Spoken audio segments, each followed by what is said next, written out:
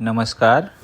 आज हम बात करेंगे गीता के द्वितीय अध्याय के श्लोक क्रमांक 58 और 59 के बारे में।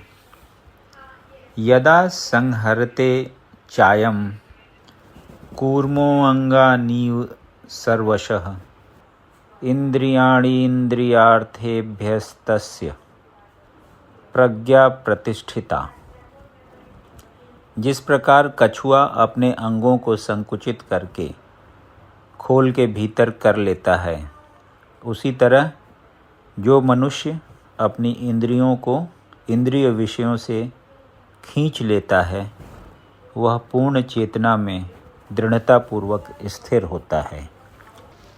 तात्पर्य: किसी योगी, भक्त या आत्मसिद्ध व्यक्ति की कसौटी यह है कि वह अपनी योजना के अनुसार इंद्रियों को वश में कर सके, किंतु अधिकांश व्यक्ति अपनी इंद्रियों के दास बने रहते हैं और इंद्रियों के ही कहने पर चलते हैं। यह है उत्तर इस प्रश्न का कि योगी किस प्रकार स्थित होता है। इंद्रियों की तुलना विषैले सर्पों से की गई है। वे अत्यंत स्वतंत्रता पूर्वक तथा बिना किसी नियंत्रण के कर्म करना चाहती हैं।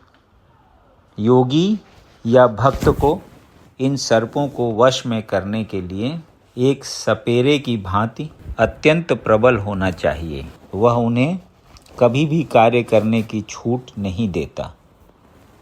शास्त्रों में अनेक आदेश हैं, उनमें से कुछ करो तथा कुछ न करो से संबद्ध हैं।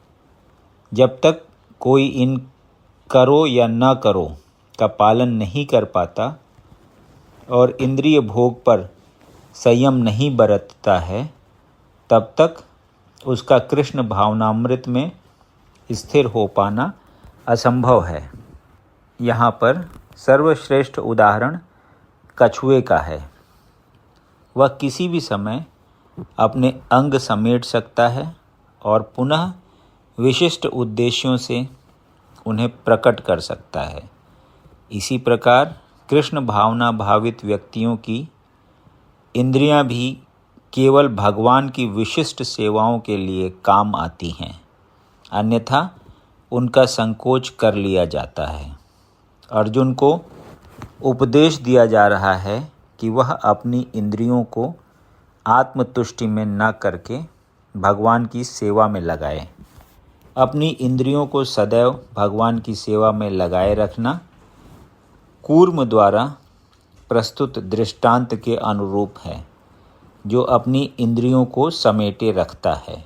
विषया विनिवर्तन्ते निराहारास्य देहिनः रसवर्जं रसोप्यस्य परम दृष्ट्वा निवर्तते।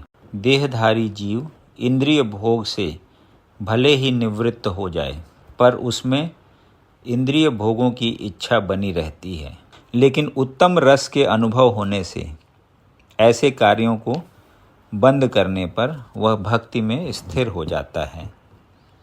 तात्पर्य: जब तक कोई आध्यात्म को प्राप्त न हो, तब तक इंद्रिय भोग से विरत होना असंभव है।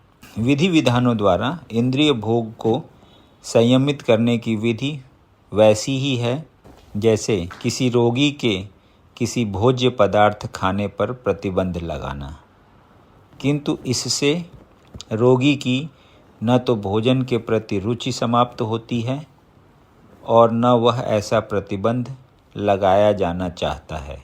इसी प्रकार अल्पज्ञानी व्यक्तियों के लिए इंद्रिय संयमन के लिए अष्टांग योग जैसी विधि की संस्तुति की जाती है, जिसमें यम, नियम, आसन, प्राणायाम, प्रत्याहार, धारणा, ध्यान आदि सम्मिलित हैं।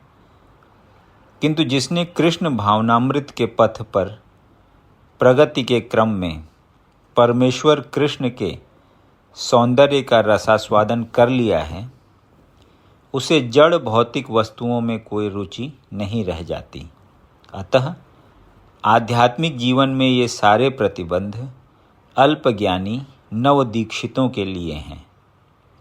ऐसे प्रतिबंध तभी तक ठीक हैं जब तक कृष्ण भावनामृत में रुचि जागृत नहीं हो जाती, और जब वास्तव में रुचि जग जाती है तो मनुष्य में स्वतः ऐसी वस्तुओं के प्रति अरुचि उत्पन्न हो जाती है।